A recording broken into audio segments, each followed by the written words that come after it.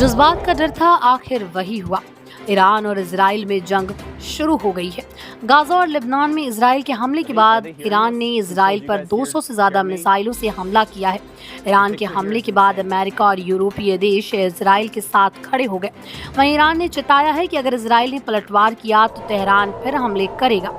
Iran के Islamic revolutionary guard corps ने मंगलवार को कहा है कि उसने गाजा और लेबनान पर इजरायली हमले के जवाब में हमला किया है। बता दें कि बैरूत में हमला करके इजराइल ने हिजबुल्लाह की पूरी लीडरशिप को खत्म कर दिया। इसके साथ ही इजराइल ने बैरूत में जमीनी कार्रवाई के लिए भी अपने लोग भेजे थे। इजराइल के प्रधानमंत्री बेंजामिन नेतन्याहू ने कहा है कि ईरान का मिसाइल हमला असफल रहा, लेकिन जल्दी ईरान को इसकी कीमत चुकानी होगी। नेतन्याहू ने कहा कि ईरान का भी वही हाल होगा जो गाजा में हमास का हुआ। इजराइल ने कहा कि उसने ईरान की ज्यादातर मिसाइलों को इंटरसेप्ट किया है।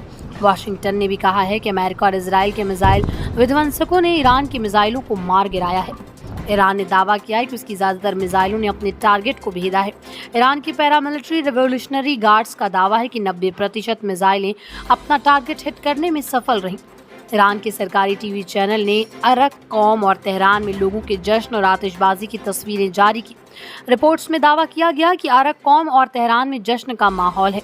ईरान की सेना joint chief of staff general Mohammad Bagheri ने इजराइल को चेताया है कि तेहरान इजराइल के पूरे इंफ्रास्ट्रक्चर को तबाह कर सकता है अगर नेतन्याहू ने ईरान पर पलटवार करने की कोशिश की।